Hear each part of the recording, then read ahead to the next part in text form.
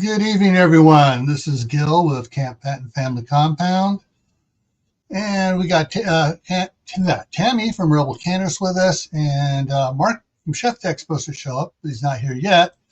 But we're here for the Monday Night Fireside Chat, and tonight's topic is canning fish.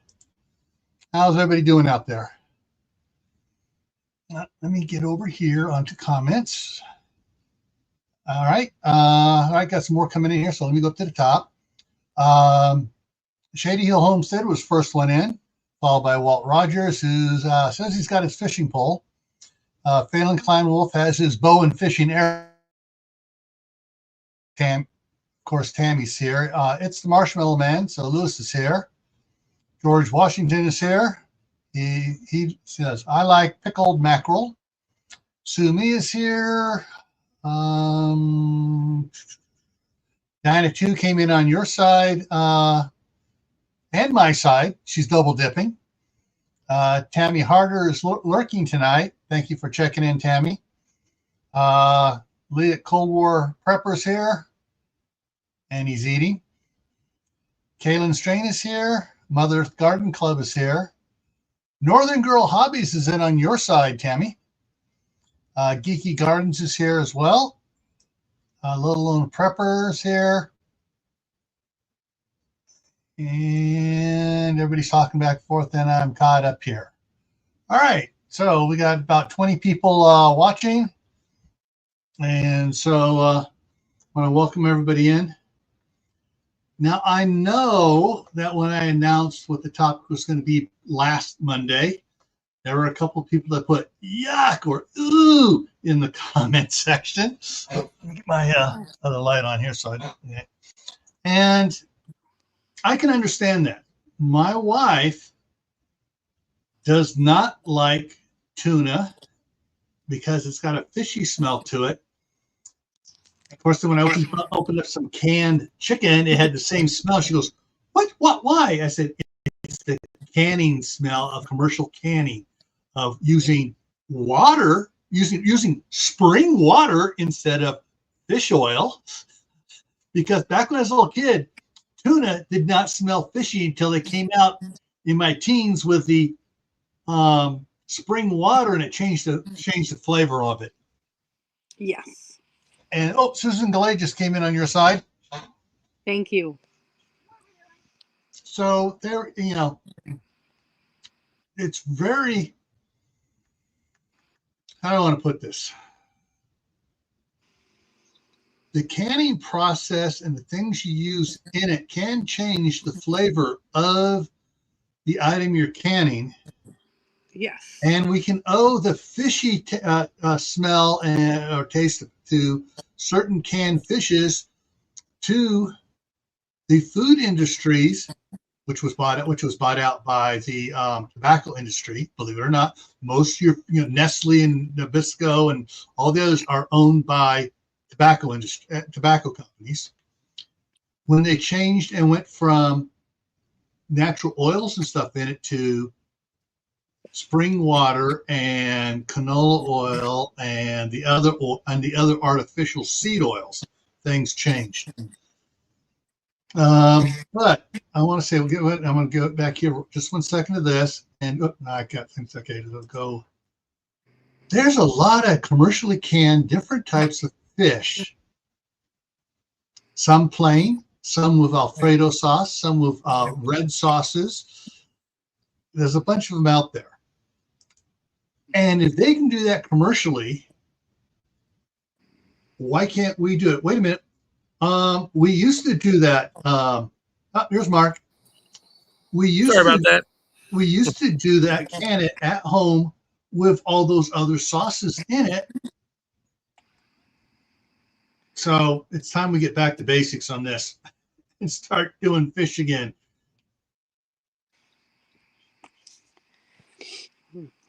All right, Northern Girl Hobby says, I canned bass once. It was terrible. Any tips are appreciated.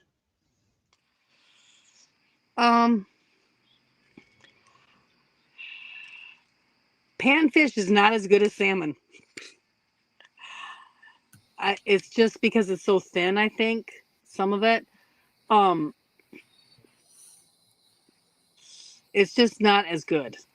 It might be better if you do it like in a mustard sauce or in a tomato sauce, rather than trying to do plain fillets. I mean, I think a lot of people think you can fish. It's fresh fish. I can take it out and pan fry it. No, it's already cooked. Yeah, it's like already cooked. tuna. I'm not a fan of canned fish. However, I've been buying cases of canned mackerel for my dog because it's cheaper than dog food and it is so good for him. The oils and all that. Mm-hmm. He's a German Shepherd. He loves it. So, and it kind of smells okay. I never liked mackerel. I caught and ate a lot of mackerel growing up, and it was just a very harsh fish. But canned, it kind of takes that harshness away, I guess. I don't know. It smells like really strong tuna now. But the dog loves it, so I don't care. Yeah. And if you have had a cat, the cat would love it too. Oh, I'm sure. Oh, Well, I have wrestled people to the ground for a can of canned salmon. My wife has several of those small cans of canned salmon in the cupboard back in California. And I think I'm thinking back, she may have gone through two of them. I think I saw one can left in there when I was there about 3 weeks ago. So she doesn't eat it that often. I know she kind of complains about it being not as good as fresh salmon. I wonder why. But yeah, what and seeing what the stuff in the let me put it up again, in these small cans look like, it looks like they were throwing seconds and thirds in there.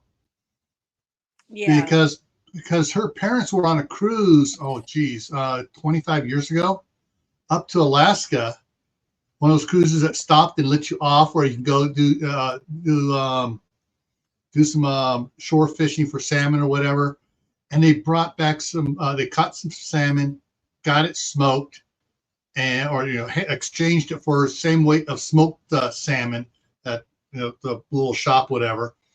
And that stuff was thick and tasty. And if you were to can that stuff, it would probably be a whole nother story than that stuff in the little cans. It's like candy. When you can the smoked salmon that they've smoked with the alder and they've used a brown sugar rub on, that salmon is just like eating. I'd rather eat that than a chocolate bar.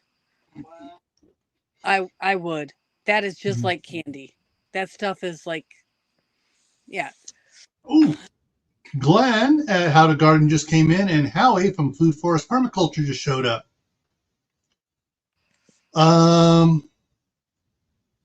Speaking of Howie, I'm going to deviate here for a second. Howie, I finally got my son-in-law to go look at your channel.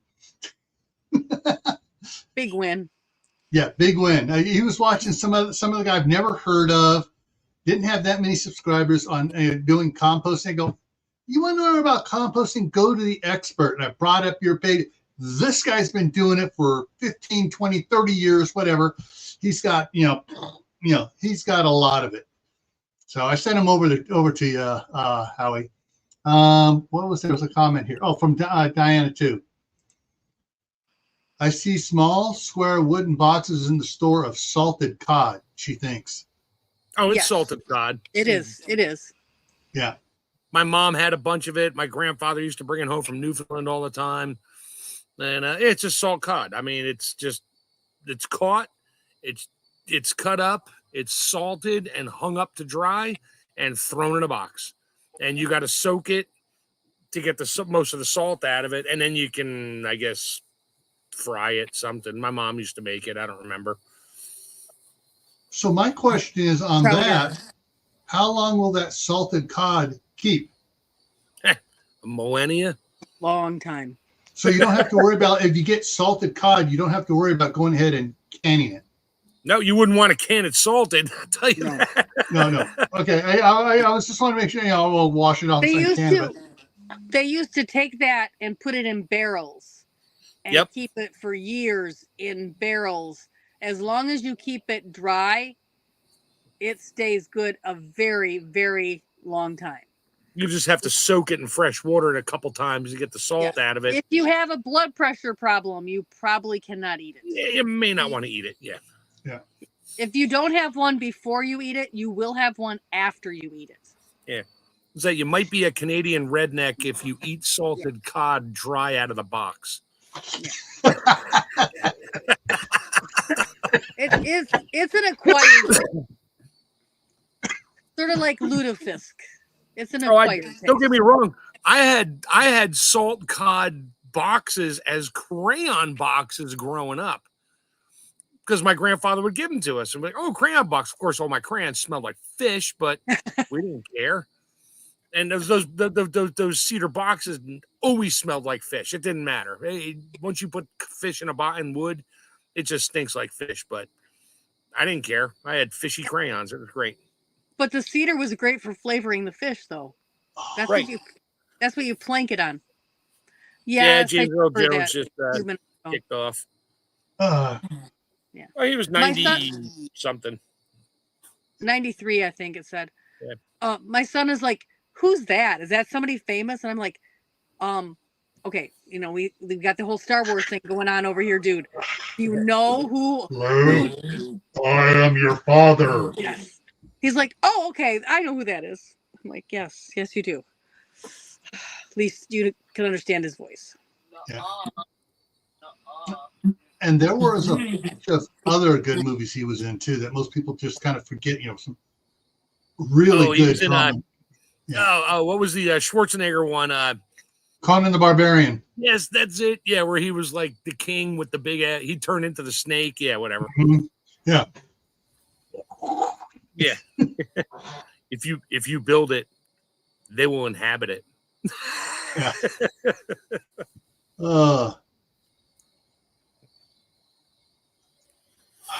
Yeah. Anyways, back to that. We can all we can all go to Facebook and post our feelings about his passing there afterwards.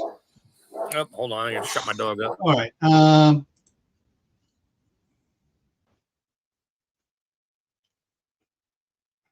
Christmas.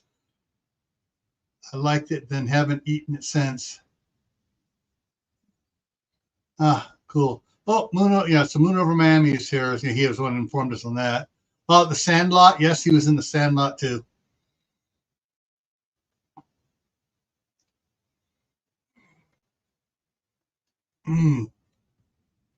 Dog is getting a word in. Yeah.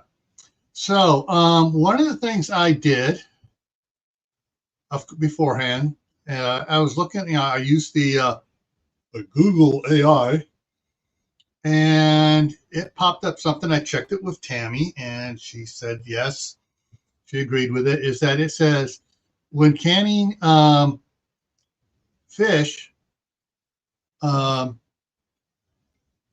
packed it, cook, they said either cook. They said cook, or you can raw pack it. But they were, you could tell they were pushing it towards cooking it first, and then putting in a tablespoon of water or a tablespoon of olive oil. They didn't say any other type of oil. They said olive oil, and then a teaspoon of salt. Yeah. And to say keep 1 inch head space, for both liquid and the fish. And you don't have to add any water. You just raw pack. And you don't have to add salt. Salt is not a necessity for canning. It's a flavor thing. Yeah. Tammy's gone over that a million times. I've gone over that a million times with people. Oh, I have to add salt. It's for the process. I'm like, no, it's really not. Yeah. Now, and yes, it is approved by every authority out there that you can add olive oil to fish safely. Yep. For all those people who say, oh no, you can't add a tablespoon of oil to your spaghetti sauce or to the top of your jam, I say, bah humbug. So here's the thing about oil. Tammy knows this or understands it. if there's oil in your food, or if you add oil to it to can it, the one thing it does, it keeps and you can't say oxidizes, but we all know that people that can and have stuff on a shelf for a long time, you open up that 4-year old jar of applesauce, the top of it is almost black because it was exposed to not liquid. And the oil on there keeps the quote unquote sterilized air off of it, so it doesn't turn black. That's all it does. Yeah. And it just keeps it moist.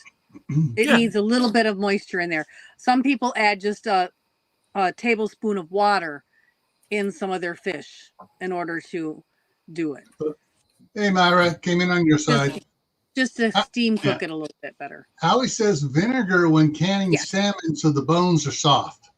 I always add just a teaspoon, I think it's a teaspoon of vinegar to the pint, and it softens the bones. I am so excited. I was given today about 15 pounds of salmon with the skin on, all cleaned. Oh, wow. And I'm so excited. So there will be a canning video. I went and grabbed jars. I thought I'd have time to get it set up for tonight, and of course I don't. So there will be a new fish video out. So now we're going to clarify some history. So Tammy and I already talked about this beforehand. So I'm going to read the 1945 Kerr canning book, and Tammy's going to give you the updated information on it. Yes. So in here, it's got both columns, and I'll just bring it up here so you can see what I'm talking about. So it's got the column here on the left, on the far right is the pressure canning. The next one over is the minutes for hot water bath, and then things you do with it. The pros says fish of all kinds, use only firm, fresh fish, bled well, wash, pre-cooked, packed, add salt 1 teaspoon per quart, or raw pack, then process. Now the times on it is 240 minutes for water bath, or 4 hours. Ooh. And it used to be 90 minutes, and the time is now for pressure canning. Well, I thought it was 110, and I went and double checked. It's 160 minutes for quarts, for pressure canning, and it's 140 minutes for pints. 140 for pints, and they recommend you don't use quarts. But the University of Alaska knows that people are going to use quarts, and it says 160 minutes. Right. Now, as a side note here, and this I find interesting, times given in this table in this book based on 1 pint or 1 quart pack, except as per note above, and on fresh products with altitudes up to 1,000 feet. For higher altitudes, increase 10% for increased time for 10% for each additional 500 feet, except for pressure canning. For elevations up to 2,000 feet, use pressure given in the table. After 2,000 feet, add 1 pound of pressure for each additional 2,000 feet. Now that's probably changed a little bit, or has it? Oh, a lot, I'm sure. Because this is 15 pounds pressure for the fish. Yeah. Now, do they make other than doing a gauge and watching the gauge, they don't make a jiggler that is 20 pounds? No. 20 pounds or, yeah, so that jiggler is going to be going to, yeah, if you're up there at higher altitude.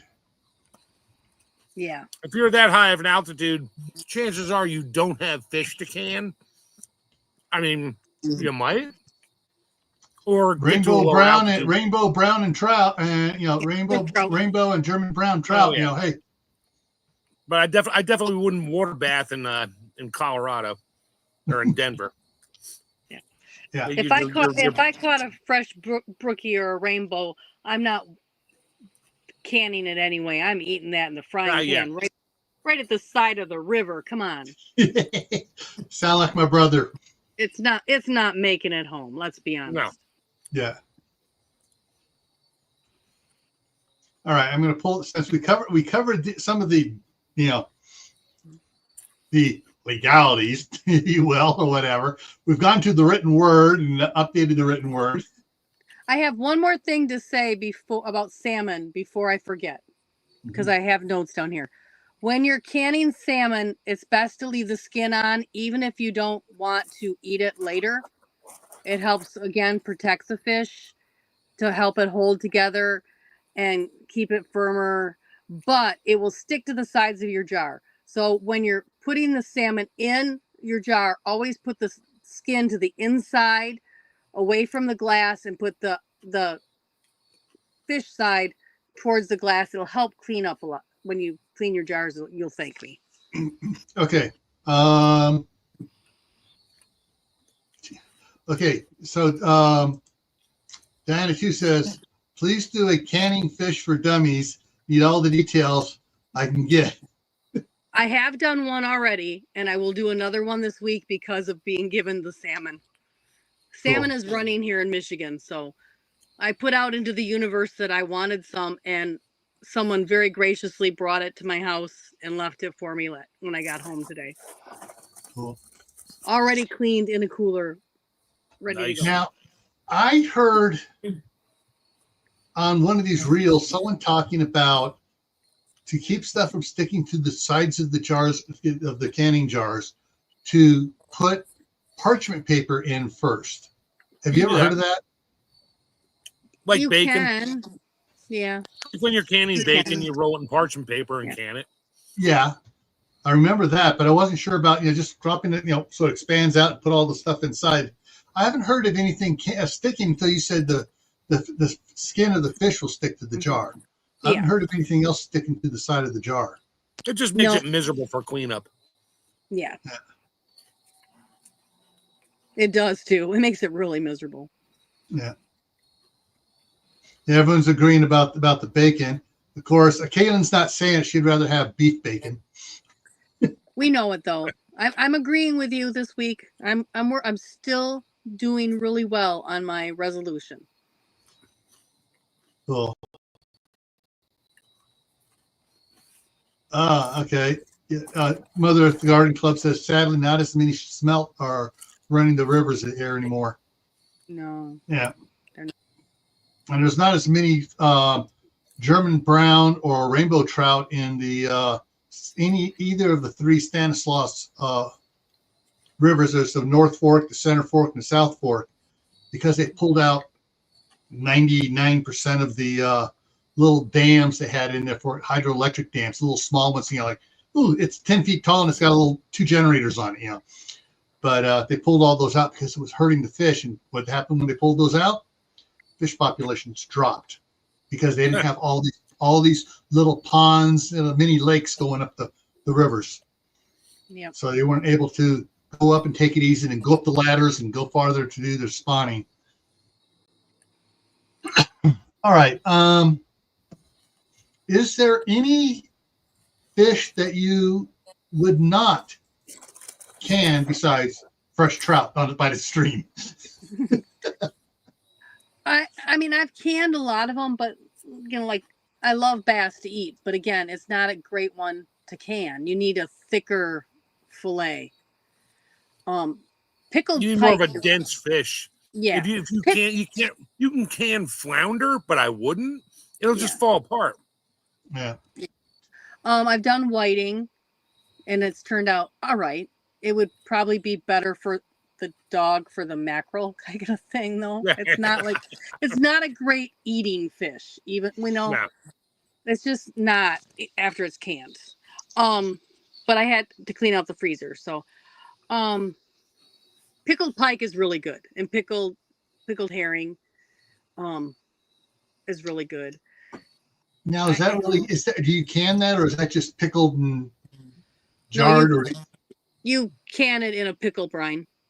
Okay, so it is real canning. Yeah. Okay. Yeah, and you put the pickled pike. You put more vinegar, like Howie said. You always put it like a teaspoon of vinegar. I think it's a teaspoon. I'm trying to remember because I don't have my mom's notes on this cookbook. But you put the vinegar in to dissolve the bones. Pike has a lot of bones, So by pickling it with a stronger vinegar solution, you make all those bones super soft, make it very safe to eat. And, it's a lot more easier to eat. Eating pike is not easy. It's like this adventure where am I going to, have a bone in my esophagus or Yeah. or All right. All right. So Kaylin's saying, what about walleye? That's awful good fresh. I don't think another hard one to get into the canner. It's really hard to get that one to the canner because I'm probably going to invite my family over and we're probably going to fry it up. All right. Before I go to the next couple questions here, so Glenn was saying that maybe I'll get lucky and catch the sardine run like last year. Ooh, yeah. So sardines and anchovies, really small fish. Do you just kind of can them in oil? You can them, hold them. You still you spend the time to gut them or not, or you just cut the head off. Cut the head off, gut them, and shove them in the jars. If you want to cut the fins off and the tail, great. If you don't, also great. Depends on how you like them. And then can them in a tomato sauce or a mushroom or my favorite is mustard sauce. Yeah. Now, would you how are the bones in sardines and anchovies? They're tiny. What bones? What bones? Okay. What bones? Right. Once you put a little vinegar in there, what bones? Okay. Northern Girl Hobby says I'll probably do salmon with ketchup. Ew. Mm-mm. No. Mm-mm. No. A little brown sugar. Smoked with brown sugar and then can them. Would be number one.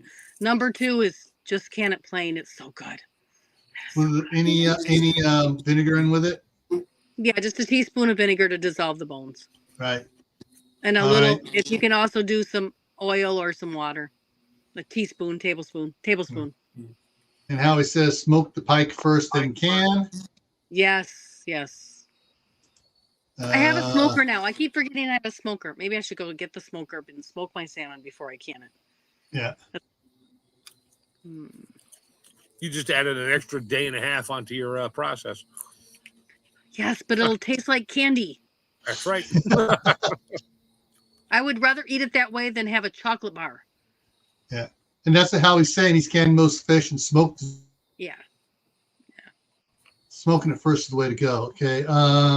There's a lot of our culture here in this area of Michigan, dried fish and like almost a fish jerky is very popular too. Yeah. With like whitefish. Northern Girl Hobby says homemade ketchup. Try mustard also in a different batch.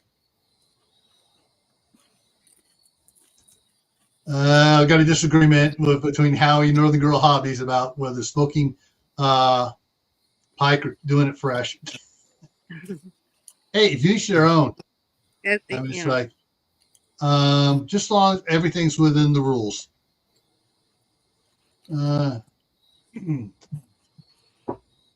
Yeah. So I'm just trying to think. Okay, what else is there important to know about canning fish? Oh, there's a type of fish just popped into my mind because a lot of preppers are trying to raise them, and that's tilapia. No. It's too thin. Too thin. It'll just turn to mush. It'd be back to like trying to can the bass. You're just not gonna get enough. It's not gonna turn out well. There's nothing to hold it together. Yeah. Okay. So so bass, tilapia, what other fish would you not bother canning? Goldfish. I don't can perch. I don't can perch, although they're very good eating. They're not good canned. Bluegill? Same thing. It's no panfish. Right. Not big enough. Not big enough fillets. I mean, you could if you just sort of cut the head off and gut it, cut the fins off. You could pack a bluegill or a sunfish into a jar with the skin still on. It'll hold it together, but if you're that desperate, sure, you can can it. Why not?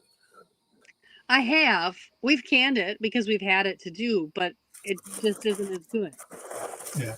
You know, what you're gonna wind up with is something you can maybe make a salmon patty kind of thing out of. There's one I was thinking about. Yeah. Catfish. People do can catfish, and there you can get some pretty large fillets out of them. Yeah, you can get some big catfish that'll swallow your arm. Yeah. Make sure you get the mud vein. Don't get that into anything that's nasty. Yeah. Make sure, still clean it properly. Another thing we haven't talked about, fish stock, where people take those parts that we just described that we didn't want, the heads, the backbones, the fins. Yep. Throw in a pot, make soup. Yep. Boil in a pot, make soup, strain it. And fish stock is very popular. Mm-hmm. Use everything up. Don't throw anything away till it's absolutely, got every bit of food nourishment out of it. I do not consider that a fish, Lee. Eel. They do can eels. Yeah, I know, but I don't consider that a fish.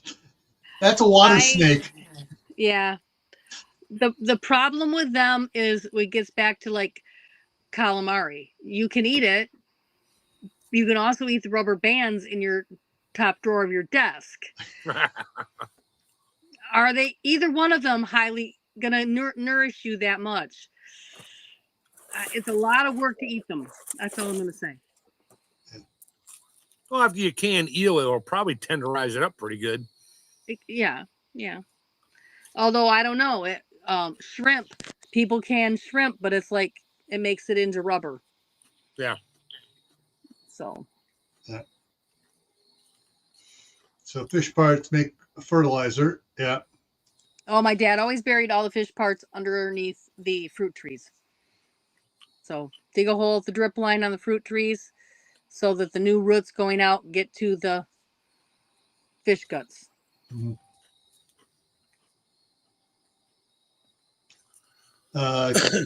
Oysters. So then she's saying she's eating oysters and shrimp. Smoked oysters. Oh, I wish I could still have them. That was a New Year's Eve and Christmas Eve tradition growing up. And now I'm allergic to seafood. So that's sad. By seafood, you mean non-fish? Seafood? I mean, yeah. Shrimp and shellfish. Crustaceans. Yeah. Sea bugs. Yeah. And then, of course, shark. Has anybody tried shark? I've had shark. I never canned it. Know. I don't think I would waste my time. Yeah. Oh, my uncle used to get sharks. He'd go off the Golden Gate Bridge there up on the outside there, and they get a shark, and he'd have a lot, and he'd can shark. Never shared it with anybody else, and I was like, of course I didn't, but that didn't bother me. But yeah, he'd get good sized sharks, and he'd cut it up. He'd smoke some, can some, Probably went out twice a year getting shark. Shark is very high in like collagen, so it's really good for you if you have like achy joints.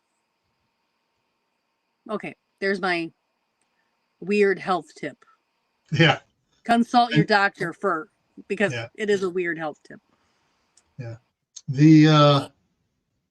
Okay, I'm trying to think what all we used to get sturgeons just outside of the Golden Gate Bridge. Now we're talking caviar. You better check for that. You can also make caviar out of salmon eggs too. Yeah. Make a salmon caviar. And things. There's a lot of parts to the fish that we tend to throw away that are actually really good. Ooh. Yeah. Ooh. I may have to call my cousin in Florida. Well, that's where Jack's at. Yeah. And Glenn's down in Florida too. Those are fake scallops when they take sea skate, and they use a cookie cutter and they punch out, and you can tell by the grain. The grain should be going up and down in a scallop. on the cylinder, but when they're fake, they go side to side. But they look the same and they taste pretty good. They're just not as tender, and they're a whole lot cheaper to make than regular real scallops. And the fake ones won't kill me. That's always This a is bonus. true. There you go. Yeah. Let's see. Now, if you really want to get the good stuff, there are certain how do I put this? It's trying to fit the proper wording for what they're called. It's a fishing cruise like type thing. You go out and they go out after tuna. Yeah. Sure. Of course, if you're lucky, you accidentally hook a bluefin. Yeah, you may want to sell it to the Japanese and. Oh yeah. One bluefin, you would have your lifetime supply of tuna you could can. Yes, the regular tuna. 500. Yes. Do you know how many jars you would need for 500 pounds? That's assuming you can fit in your pints. little SUV to get it home. You need 500 pint jars just to can it. Yeah. And who would want to can it? Because some of those steaks would be really good as steaks. Yeah. Like, Yep. That would be the time where if you had that many, you'd either freeze them.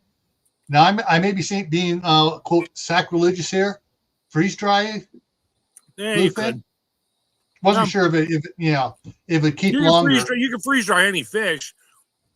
It's just a matter of the consistency when you. I mean, all your protein and everything is still there. All your nutrition values there. You only take the water out. It's just the consistency and what can you do with it. I'm going to be doing that with the salmon. I got the sockeye salmon out of the cabin. It's freeze dried.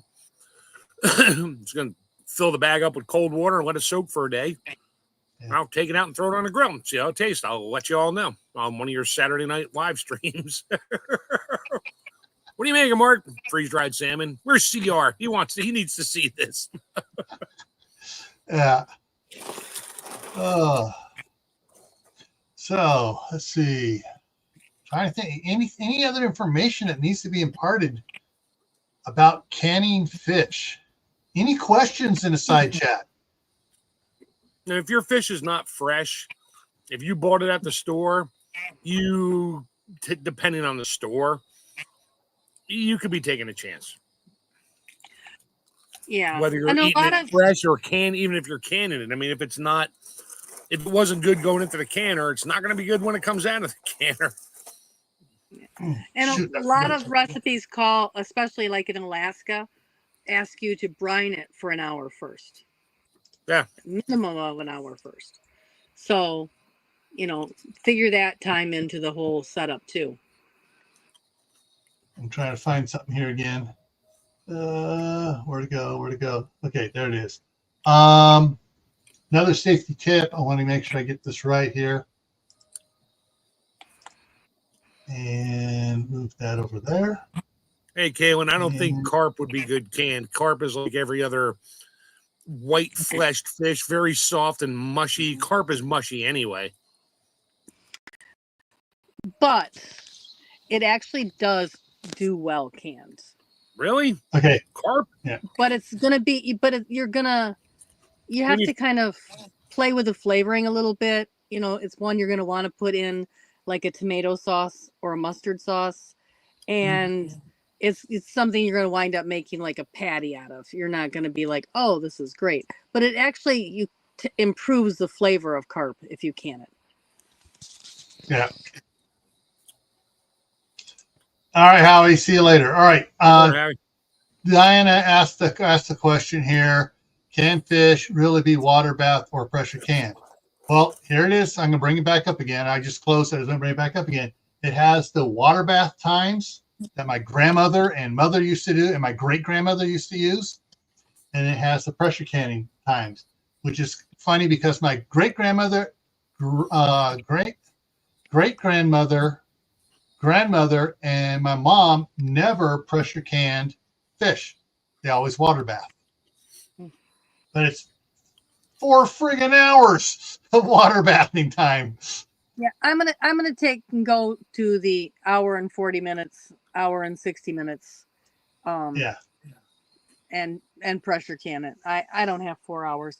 And Yeah. usually I have so much fish that I'm doing more than one batch at a time because the whole family has went out and got it. So here is the note. I want to open this back up to read off to everybody here. Note: all vegetables except tomatoes and meats canned at home should be boiled in an open vessel 10 to 15 minutes before tasting or using. Yep. This Anything water bath is supposed This to was cook. from 1945. They were even saying, cook it again. And that also includes everything you buy at the store that's canned. Yeah. That's not just for home canning, FYI. Yeah, this stuff. I ain't cooking the sardines out of my can. Sorry, sweetie. Yeah. Well, neither am I. Okay, you want to...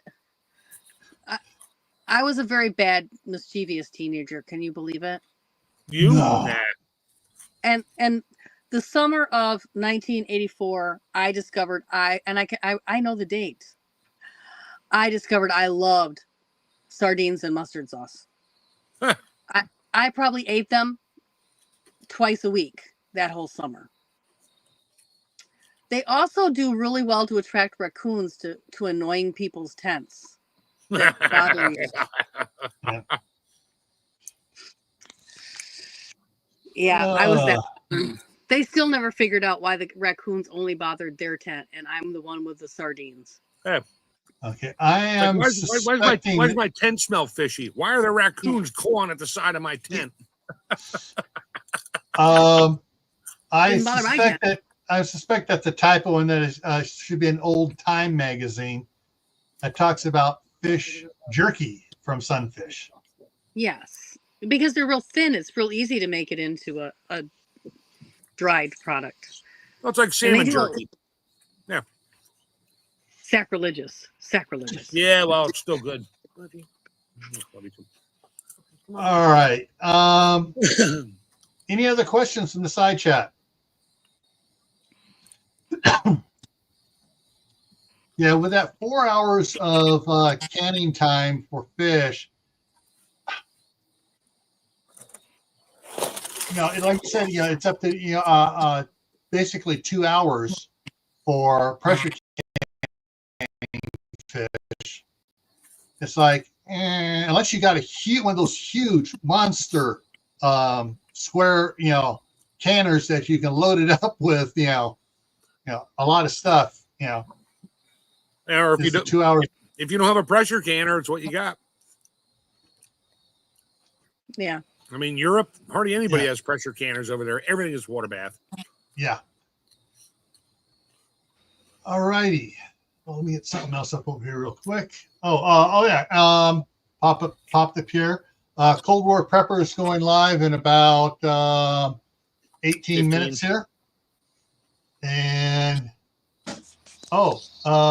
prep planning, food prep / water is his topic tonight.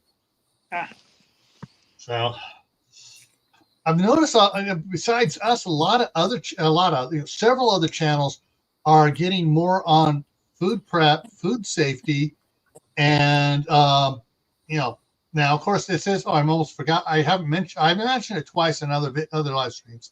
This is National Preparedness Month, folks. Yep. Yes. Add a little bit more to your preparation.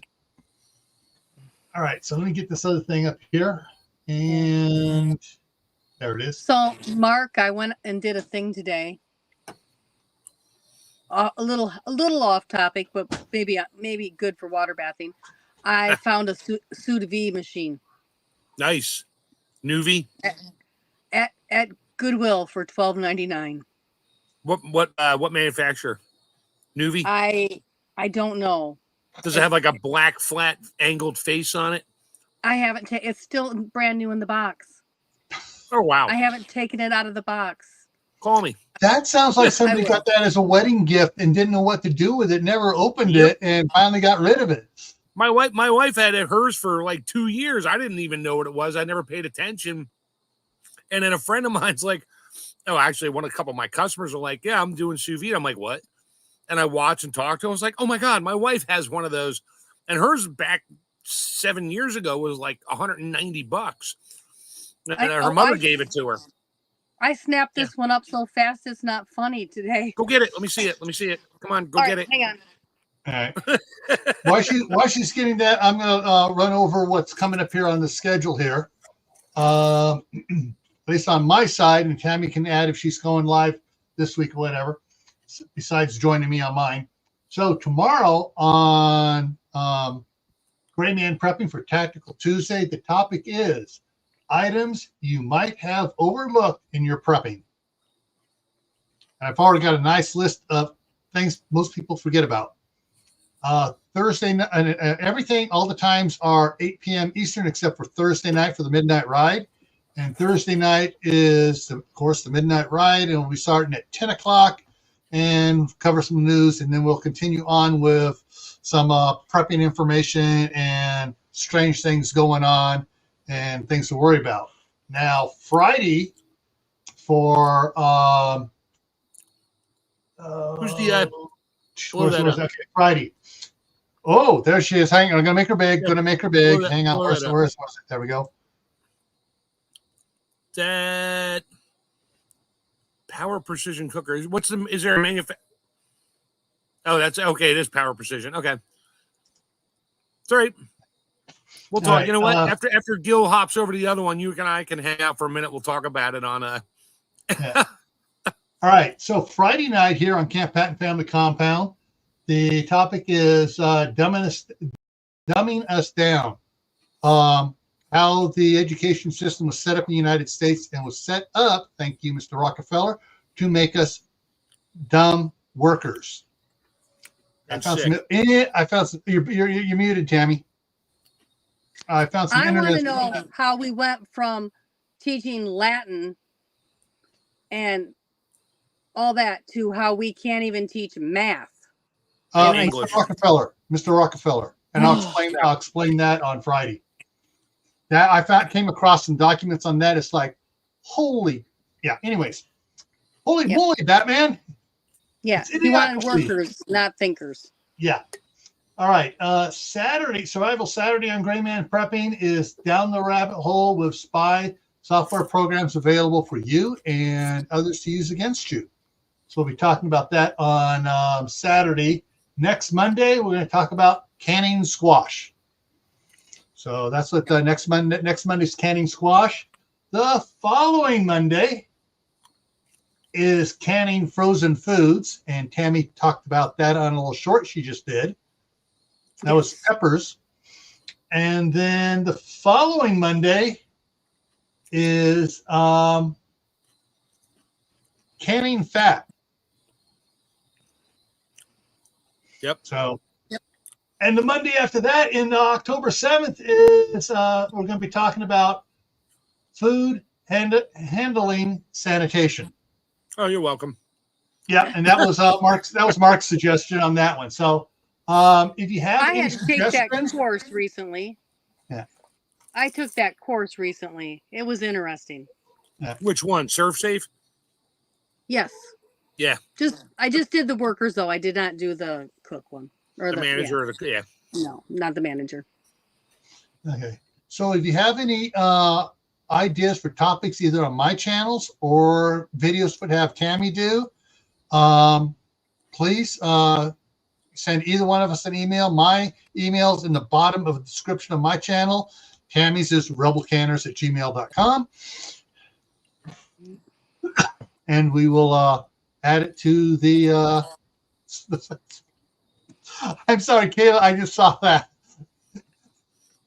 Oh, spine rabbit.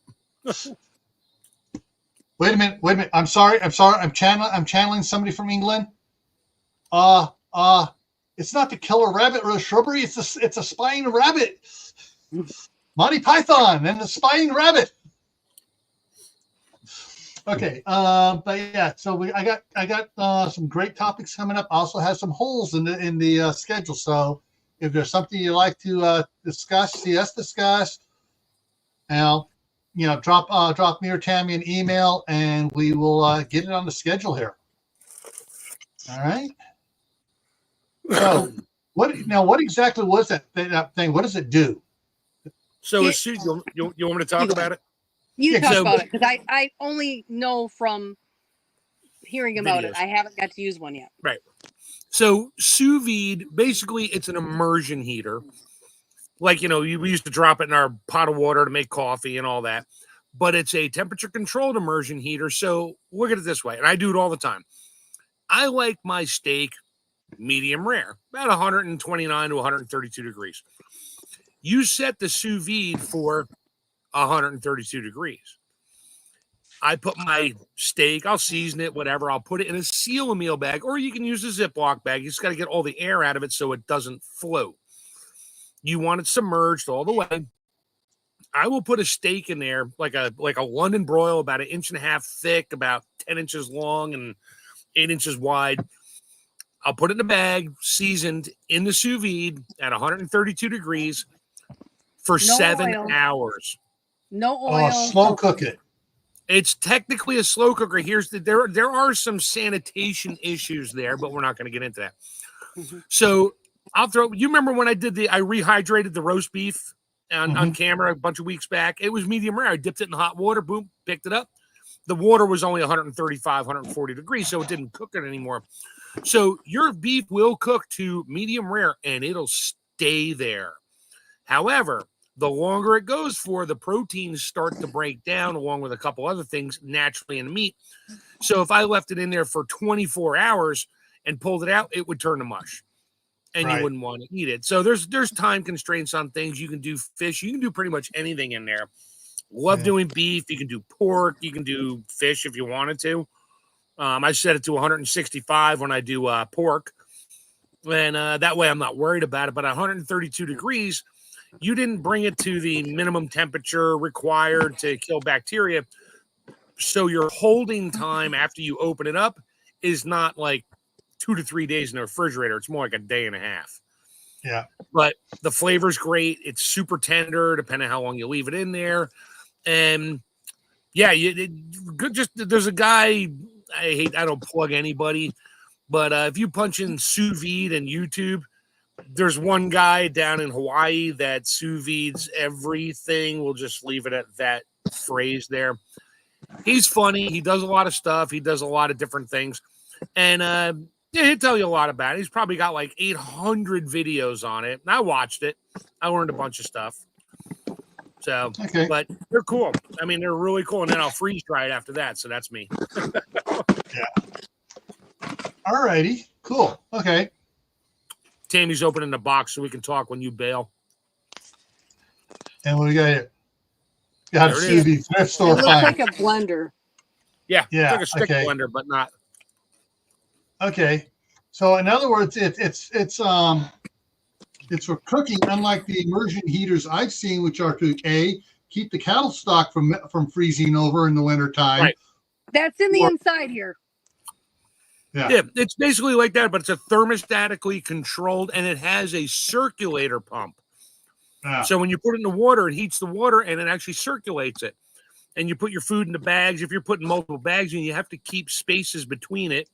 So you use a rack or whatever. Yeah, there you go. Like a rib rack or a taco rack.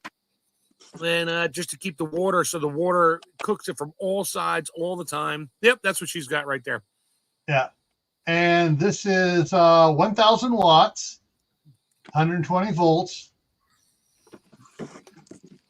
Capacity to heat up is 15 liters is what's being shown here. So I did chicken wings. I did 40 pounds of chicken wings in a 48-quart cooler. I just took the lid off of it and put foil over it to keep the heat in. And I let that sucker go for about 6 hours. Took them out, let them cool, threw them in the freezer. My chicken wings are now cooked to 165 degrees. I take them out, dry them off, throw them in the fryer, and I got buffalo wings in about 6 minutes. And they're super juicy, super tender, and I'm out of them, and I have to do more now.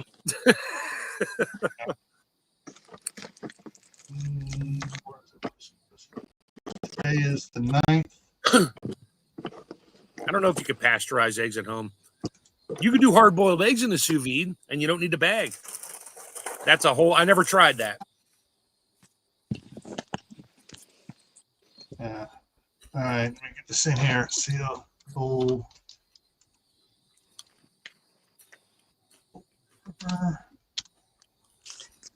Well, the last recipe on the last page of page 50 of the sous vide cookbook is talking about using 8 egg yolks and heavy cream to make ice cream and cooking the ice cream batter too before freezing. So I'm going to say, yeah. And there's creme brulee with eggs. So there's a lot of ways to use eggs in here. Oh, you can do it with you put your stuff in a mason jar and you submerge it in the sous vide water. Mm-hmm. It's like a water bath, except you're not boiling. It's lower than that, so it's like putting it in the oven or whatever. Yogurt, like that. Yep. Yeah. Yeah. All right, there. I put the link in the chat there to Cold War Preppers Live. Starts in about 5 minutes. All righty. Anything else? All righty, then I guess we'll wrap it up here. For those that are going over there, we'll give you a couple of minutes to get your coffee or tea ready for the next hour. All right, everyone. Stay happy, stay safe, and we will see you hopefully tomorrow. Oh, Tammy, are you going live this week or next week? It won't be this week because the farmers market is still going. Okay. All right. So we'll see. Hopefully, we'll see you tomorrow over on Gray Man Prepping for talking about what sort of items you may have forgotten to prep for. In the meantime, see you later. Bye. Have a good night.